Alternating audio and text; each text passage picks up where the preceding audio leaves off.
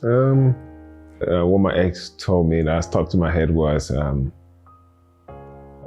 I can never be somebody. I can never, I can never make it, because I'm kind of worthless. And mind you, this is like couple of years ago.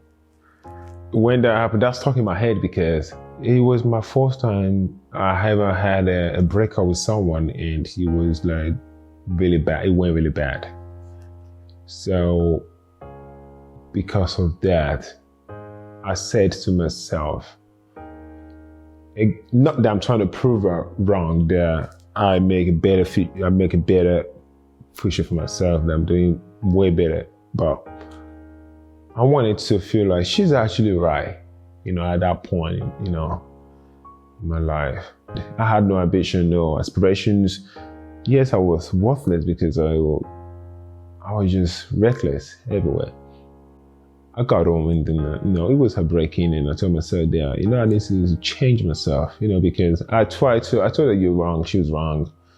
But deep down inside me, she was actually right. And I felt like I needed to change. I wanted to prove her wrong.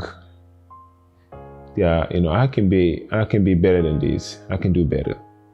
I started to kind of change the certain group of friends I hang out with, and that requires me to kind of isolate myself. So I isolated myself, and then after that I said, okay, I needed to change how I look. That was when I was very insecure about my scar, my teeth, and about everything about me. So I started training, and then I started meeting new friends and people that are doing way better than me. I still feel I wish that she could see the kind of person I am today. Anyone can turn your life around and make a better future for themselves.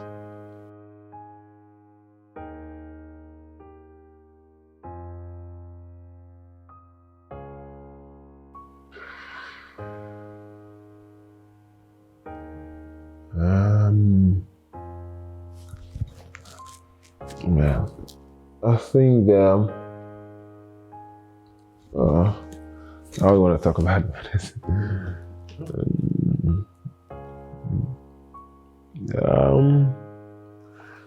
I think that the only thing I ever had with myself was at one point I was very addicted to watching porn, and it almost cost me my relationship.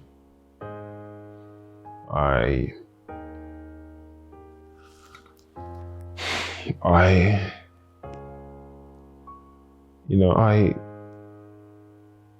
it was a habit that I'm not proud of, but at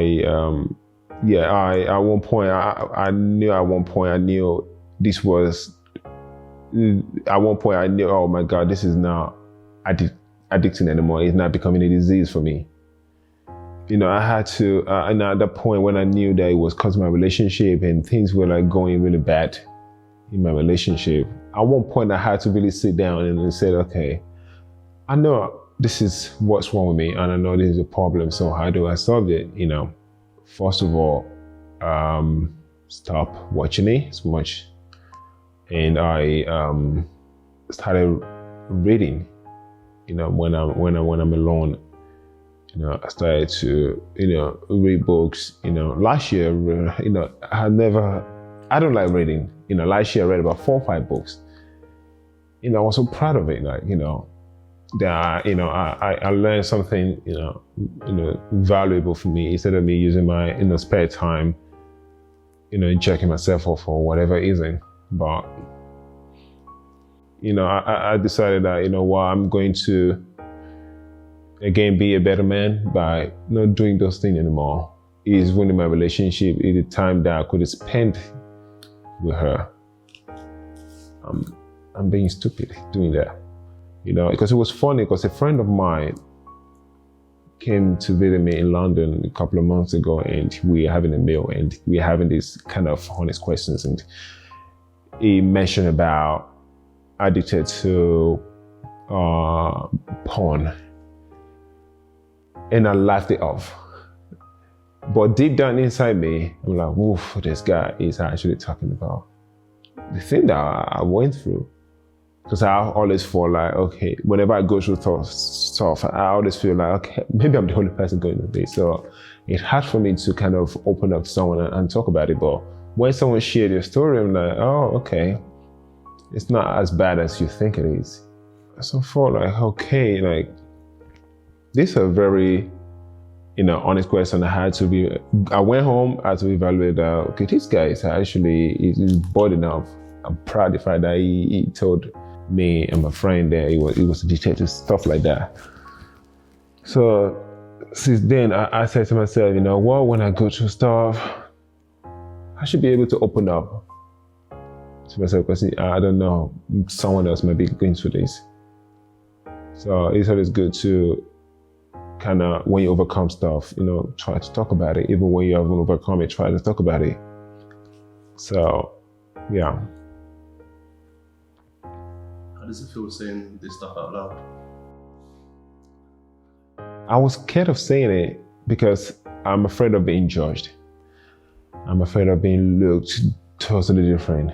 So I don't know the reaction I'm going to get from saying this.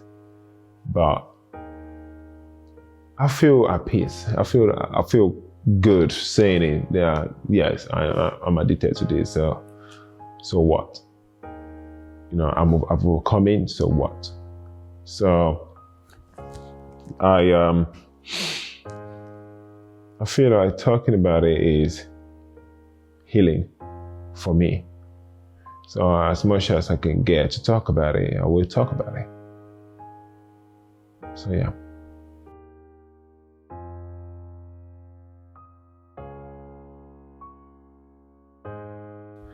So I'm closer to my mom.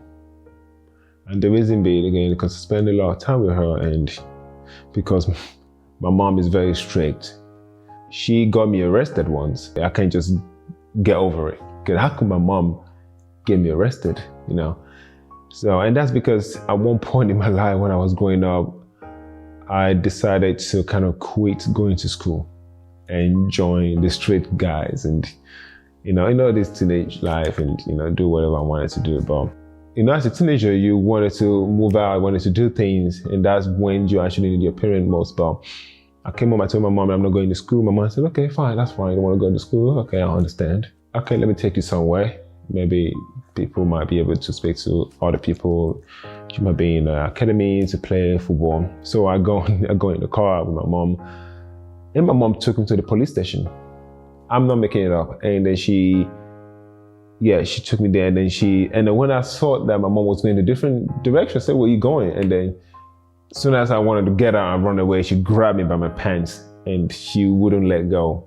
As my mom was just holding, my mom was just like shouting. And then there were like cops, like 2 policemen came. And then she said, oh, you need to take this boy to arrest him. He doesn't want to go to school. He wanted to be a bad gang. Literally, they took me and put me in jail. It's like a small cell we had back home. Literally, I was in that cell for about 6-7 hours. It was the most scariest moment in my life. That's the first time I've ever been to the police station in my life. And, for the first time, I had them handcuff me. It's like, I was so scared in my life. I was crying. I was like, what have you done to me? Like, I'm not a criminal. I just, But, I was there, and my mom said, okay, you know what? Book him in. I'm going to leave him here. I'm going to go back home. I want him to learn.